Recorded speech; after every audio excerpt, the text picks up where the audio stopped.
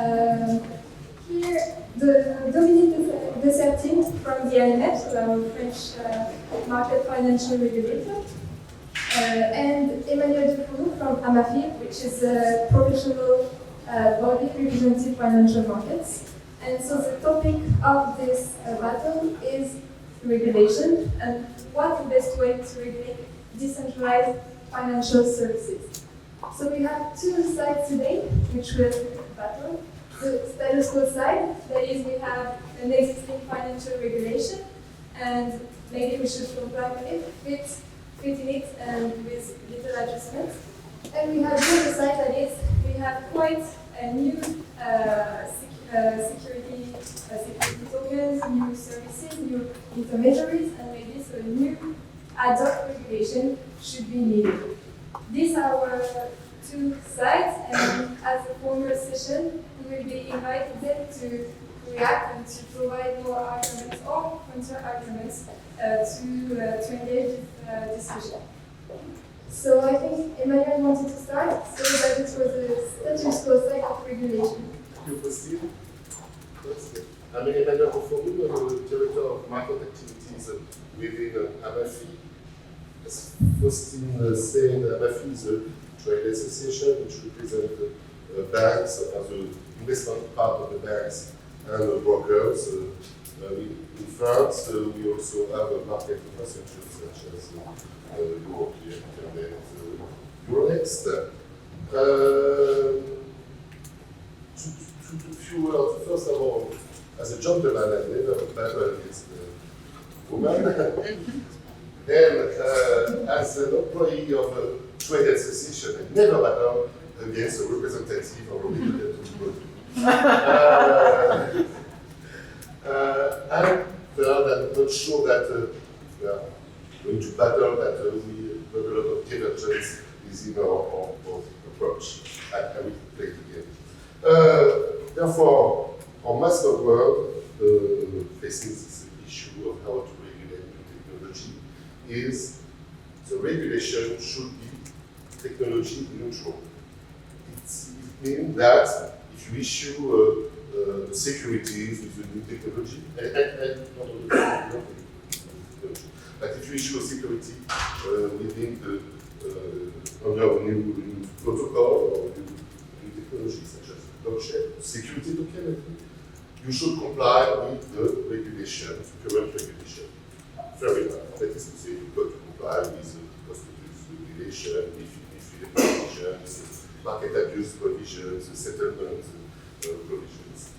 And you don't have, there is no reason to put in place a specific regulation because the risk you face, the market integrity, the protection of clients does not rely on the technology, but is due whatever the technology. That's our main approach.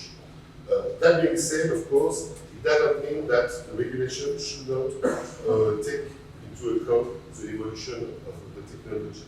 I will give you an example. 10 years ago, with the implementation of MiFID 1, which created a competition between trading venues, we saw the emergence of what we call high-frequency trading, because high-frequency trading it was due to competition between trading venues together with the evolution of the technology. And the question of high-frequency trading, which mainly relies on technology, causes a lot of questions in the industry. Do we have to regulate it specifically in Europe?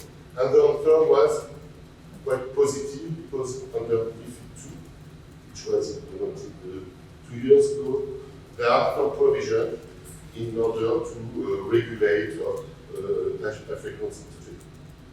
Therefore, of course, the regulation should be neutral, but there are some rules to take into account the evolution of the technology. Thank you, Emmanuel. I think it's very clear. So it is just saying that same role, same responsibility, and that seems actually logical. So maybe Domitille, would you like now to defend the new regulation side, please? Sure, thank you, Bastien. Thank you, Emmanuel. So let me just highlight the irony of the situation. I'm a representative of the French authority, and I'm supposed to say that all the existing regulations basically should be erased or deleted. Well, of course, I'm not going to take such a clear-cut position. Perhaps what I can share with you is our experience from France. So the first thing I would like to highlight is indeed we have introduced new regulation, thanks to the PACT law that was mentioned during the first panel. So it was adopted earlier this year. It's still in the process of being implemented. So we've chosen the path of having new regulations. So for all the activities and all the instruments that were falling completely outside of the existing regulation. So by this, I include all the cryptocurrencies such as Ether, Bitcoin, all the utility tokens that were created, which in our view did not fall clearly under the remit of the securities regulation. And it was very important to us to come up with this new regime because we thought that it was needed from an investor protection point of view, but also to help the companies that were being created in this area to develop and to scale up, to find some investors, to find some clients. There was also this need of being regulated, which can sometimes seem a bit paradoxical, but it was really the feedback that we've had. So important to have some regulation in the areas that were not captured, but when it comes down to the securities markets area, I think here my views are a bit more nuanced, so I'm not fully playing by the rules. We still think that many of the existing regulations, many of the rules, the existing rules, can actually still work in the blockchain environment, but still there are a couple of obstacles that we've identified in France, mainly relating to the settlement on blockchain, to the security leg, the cash leg. It was also mentioned during previous discussions. We think that it's perhaps too new or too premature to have a brand new full regulation coming up, and the risk is that we might have something that is not tailored to the environment, and that in a couple of years or a couple of months' time may be already completely inadapted or ill-suited. But we need collectively to think of something, a new framework or a new mechanism to have the development of projects made possible in Europe. I will stop here, so I'm not fully saying that the existing regulation is not adequate anymore, but still I think there is some room for improvement. Thank you very much. So we have our two sides, but as you said, it's not that easy to say that there is a very clear new regulation that should be implemented and that the existing regulation should be put on the trash. But maybe because we did not really distinguish those two sides, are there people in the audience that are pretty convinced that one of this side, that is, first, the existing regulation should be applied like this, and second, there should be a new regulation implemented, very new regulation. Is it someone in the audience that would be able to defend really clearly one of those sides? Or is that not easy, really, for no one to be that clear? I'm afraid you should get to the first one, but discussion and actually can deliver on that purpose. Be assured I will. Or then should we assume, okay? Could you please come with us?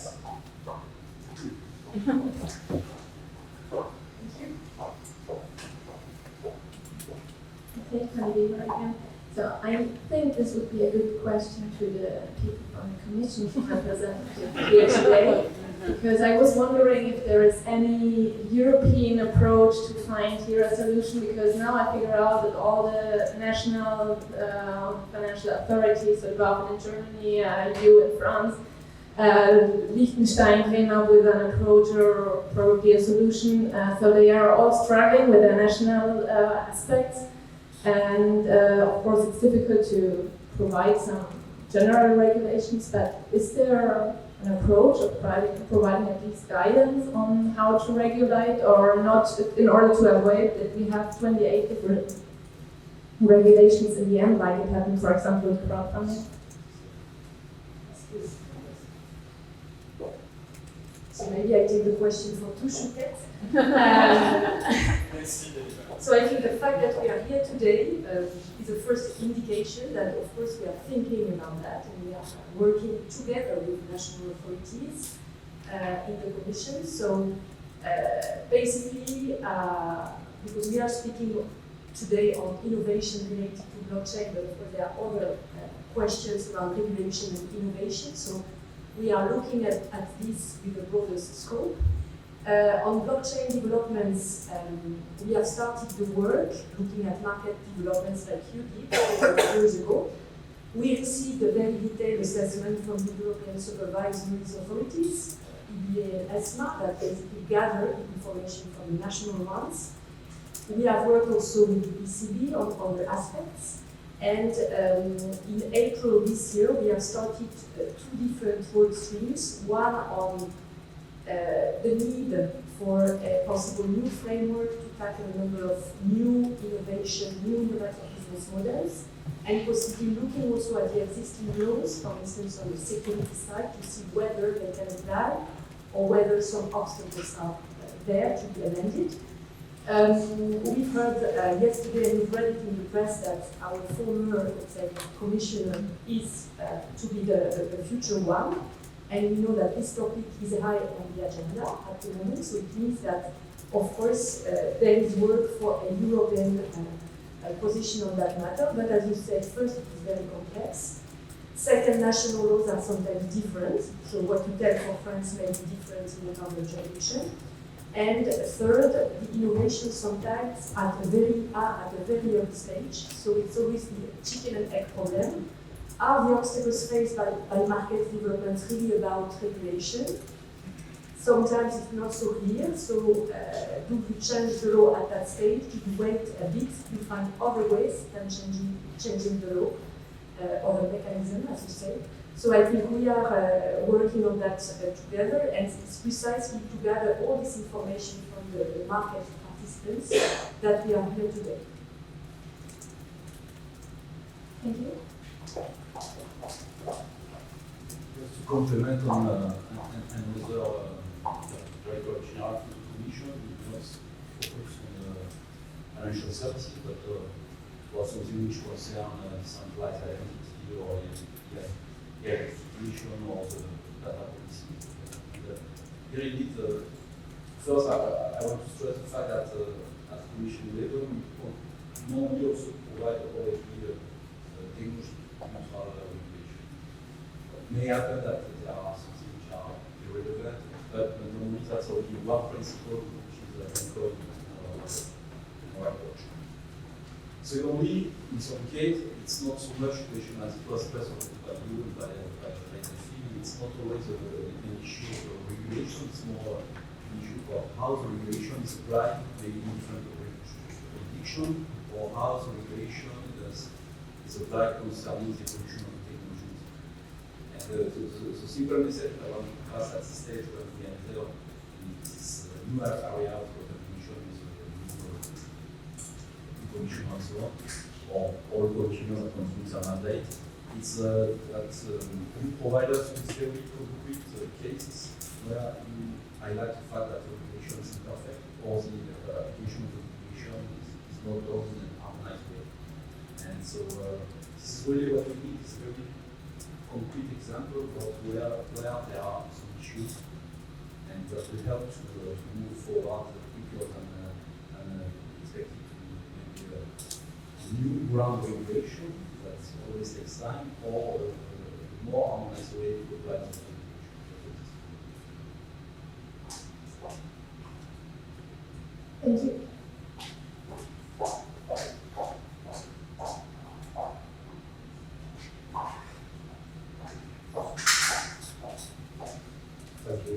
I think personally this is a difficult question to answer in terms of coming down one side or the other. I think it is quite nuanced. You know, I think for those technological innovations where you have something that is genuinely new and innovative and that doesn't, you know, and maybe creates risks or introduces risks into the financial system that haven't existed before, clearly we need new rules and regulations to contemplate and to mitigate against that. I think conversely, where you have technological innovations which really just build upon, you know, how things are done today, don't necessarily materially change the level of risk involved. I think you can apply the same regulations and there's necessarily any need to touch those.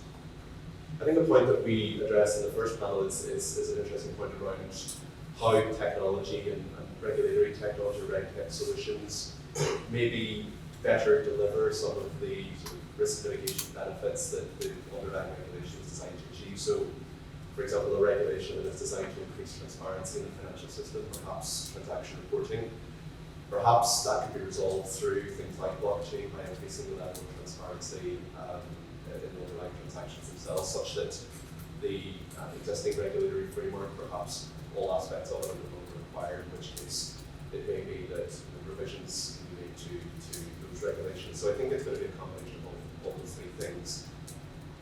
I think probably another important message around this is the importance of harmonization. So I think as we've seen in the past 10 years, there are a lot of challenges that could be, or there are a lot of challenges involved in complying with different and at times competing regulatory frameworks. So I think to the extent that new regulations are brought in the European Union or elsewhere, it's important that, you know, national regulators, I think it was mentioned earlier, I think work with national competent authorities, but also work with partners with the US and elsewhere to ensure that the regulations are materially similar and don't, certainly for the larger firms, result in sort of having to compete with or trying to address competing regulations. Then I suppose the other issue around having fragmentation or the lack of harmonization is the issue of jurisdiction or venue shopping as well. So I think, you know, to the extent in certain jurisdictions where you have a regulatory framework in one country and you have a slightly different one in another country, and that is a much more light touch regime, I think that could result in sort of business flowing to more unregulated jurisdictions. So I think that's also an issue we should and can be addressed through, I think, appropriate harmonization in any regulatory framework.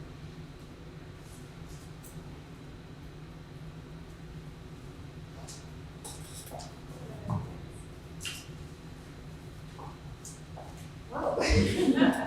I can only agree with the fact that we need some harmonization. Probably blockchain is a technology that will also help harmonize to some extent some aspects, at least in Europe. Of course, if we can have some further harmonization with the US or Asian counterparts, it would be even better, but let's just start at moderate level. What we've seen over the past couple of years working on this technology, it's the fact that it questions really the roots of our legal systems.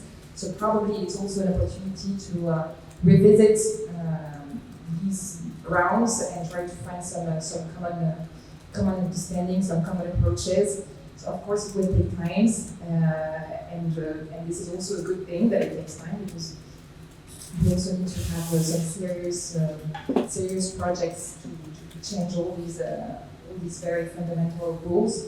But this is something probably that will help in the sense of harmonization. You mentioned transaction reporting.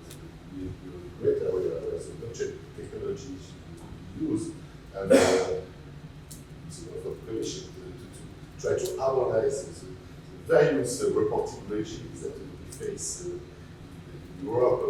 SFTR is put in place next year. Reporting, any reporting. So that's but probably it's a good view, but it would be great benefits for both the industry and the supervisors, because you have an harmonization of this kind of reporting and the based on the technology. But probably it's a project we have.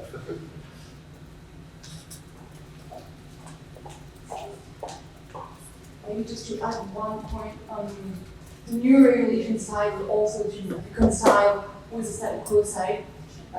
One element which I think is key and was mentioned by Jean-Marc previously is how you can market a regulatory framework. Because when we talk about innovation, we also talk about competition, which is key. We talk about the US, Asia, and of course we have this war going on regarding standards, regarding projects, regarding market shares. And one way also to go forward before changing everything, because as Jean-Marc rightly pointed out, a lot of things are actually doable in the current framework. Probably we need some guidelines, bring clarity on some aspect of the law to make sure the framework we can evolve in is clear and sustainable. But we can also market this clarification as something new, saying we're not going to change everything, but the way we apply things is this way. It happens this way, and at EU level it will be far more important because, of course, these projects are global, and we want to have these EU champions, EU unicorns, as we name them. So again, probably a little bit of marketing the EU framework, adding here and there some guidance, not fancy ones, but making them a little bit attractive. Could be one way forward to reconcile the status quo and the new regulation. Thank you. I think Ludovic, you had a question? Thank you very much. So I think that we all understand the importance of harmonization. There is absolutely no doubt about it, and the fact that it's a great component in order to achieve clarity and consistency within the full ecosystem. So this is for sure. However, I think that most of us, maybe here in the room, me included, don't have a vision about what are the concrete actions that can be implemented and what is the actual margin of action from the European Union in order to achieve this harmonization. And so the question I would like to ask, maybe you are a great person, I'm sure that you would like to take this answer, but the question is the following. What is the margin for action for harmonization, and what's behind that is what is part of the EU mandate and what is part of the member state mandate, and how can we make sure that harmonization is achieved at the EU level, considering these differences between the different member state authorities. Or maybe someone else wants to take that point. It's really to give a vision to the audience about what can be done. I think it's a bit of a broad question. It's a broad question, so I don't want to answer in details, but maybe just to go back to this example, so what we can do and what we do already at European level is first that you have to understand that we try to enhance what we call supervisory convergence. So it means that all these firms that need to be regulated, authorized, supervised, they can get access to different supervisors that can sometimes, even though we share the same EU law, give different interpretations or are less or more strict vis-à-vis certain rules. So the first things we try to do is, of course, we sometimes have laws which are different at the end of the day because we agree on directives and they are transposed in different ways. But we can try to minimize the differences by this, by using the work of these European supervisory authorities that try to put everybody on the same line. So that's the thing that we do when we talk about this innovation topic. So we do it in general and in particular for that one. And why is it even more relevant for innovation? Because there, the margin of interpretation, understanding at the start may be more complex because these things are new, they come at different points of time in different countries.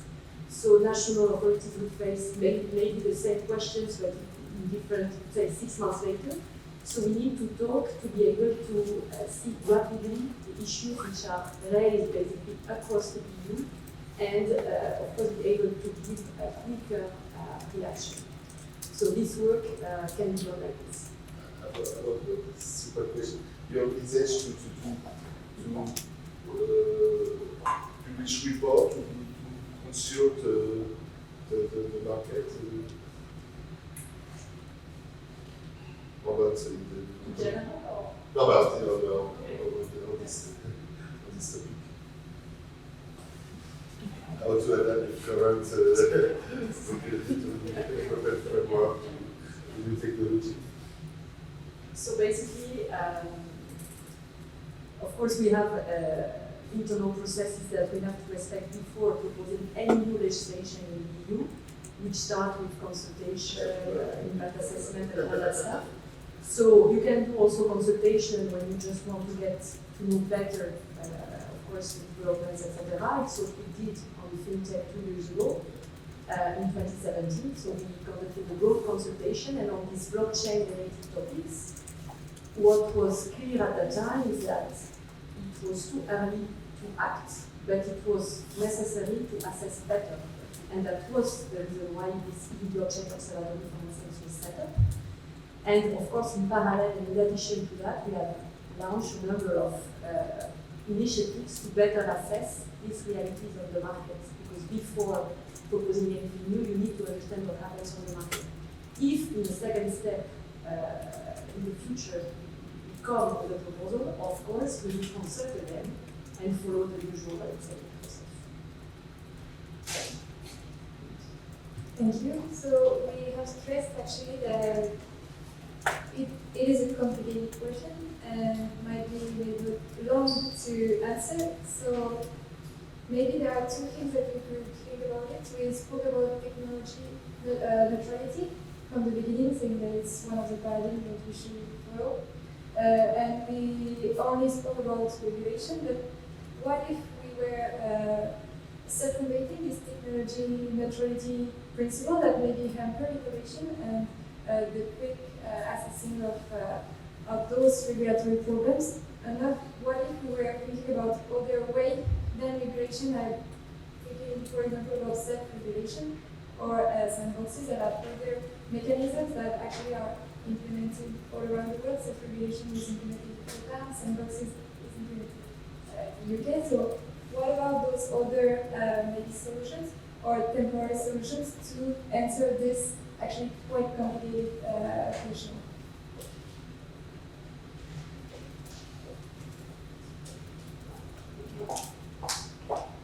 Want to come on stage?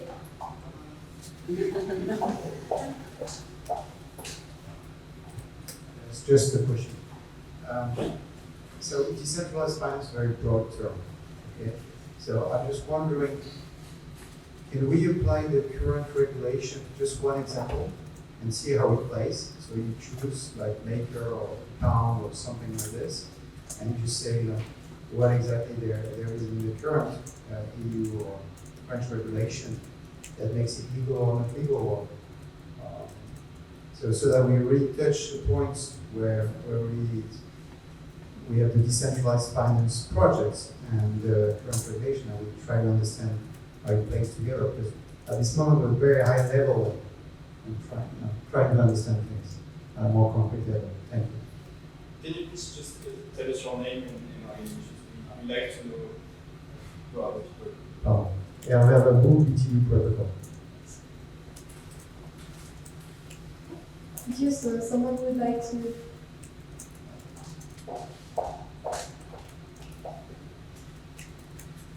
So my name is Jan.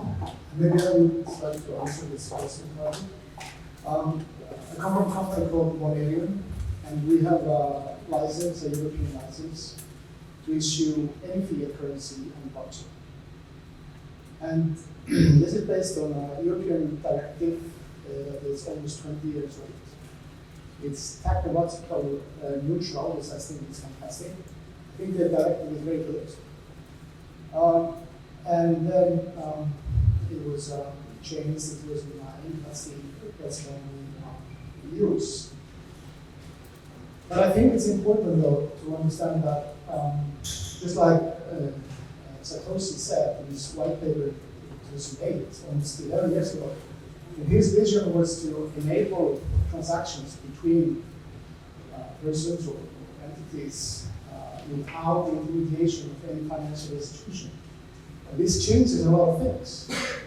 So even if you have a technologically neutral legislation, then the parties that are transacting, they are different. So you will have to think about that in terms of the legislation. Now, I think there's tremendous opportunity for Europe to basically take some of the legislations that are out there and, so to say, make them even better and be a role model for the world. Because we looked at legislations in different jurisdictions, and we did not see anyone that was as good as the e-money legislation in Europe. So that's a very good example of a European rule of law that is working.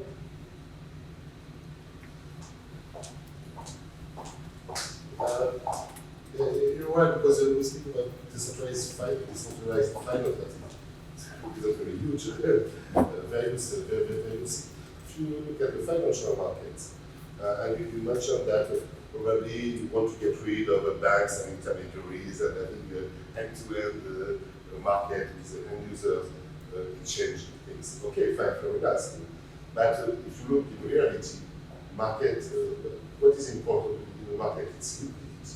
And how you will envisage liquidity between one guy and another, between two and clients. It's very difficult to organize. You need to have, maybe on some asset in the current market, some asset, maybe some shares, CAC 40, you've got enough liquidity. It's not necessary. But for other assets, you need intermediaries to provide liquidity. Otherwise, it's impossible to organize the market. One of the technologies that you need intermediaries and banks to organize liquidity together with the customers. And the need of the various end users and customers are different. And the bank or the broker, they are to transform the need for one customer to another customer. Whatever the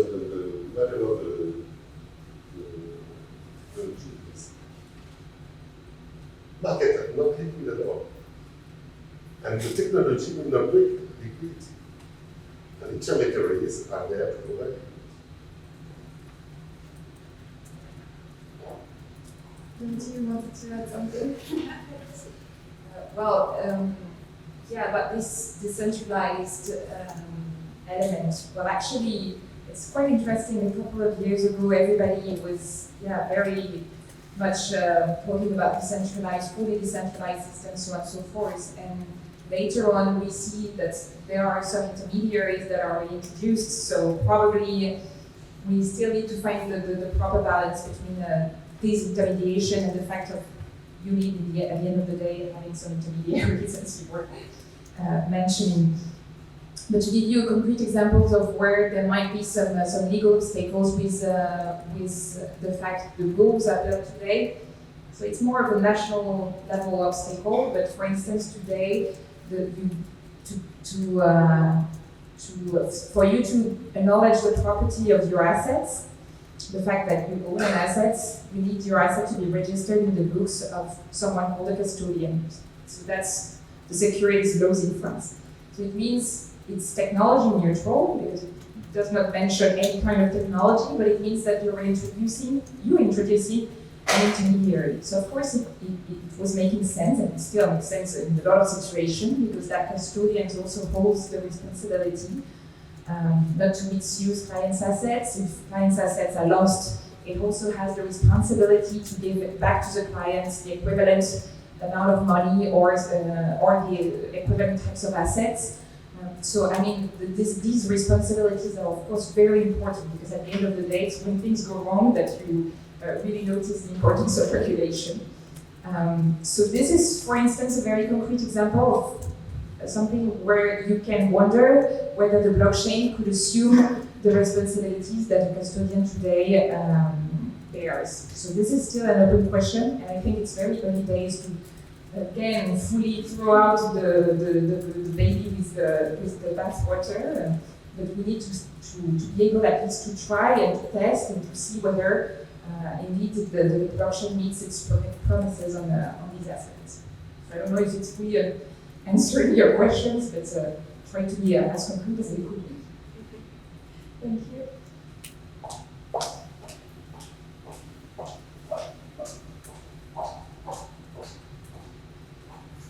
Thank you. I have just a question. So, do you have any regulatory compliant STOs here in France or in many? I don't know what you mean with regulatory compliant. Does it mean that we have Are there approved STOs that are operations? approved to issue their security tokens in France?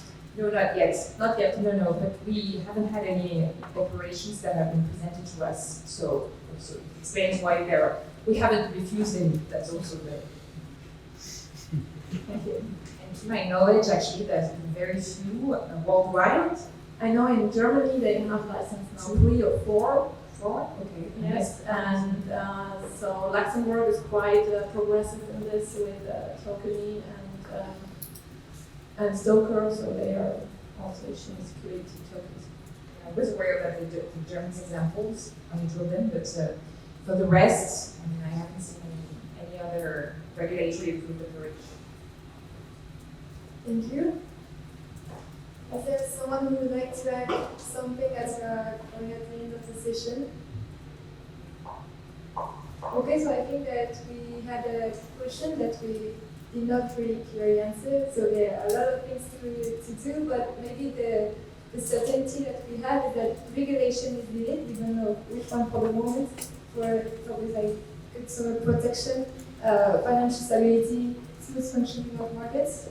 So thank you very much for your participation. Thank you for coming today to expose your points, and maybe meeting later for more answers on those topics. Thank you.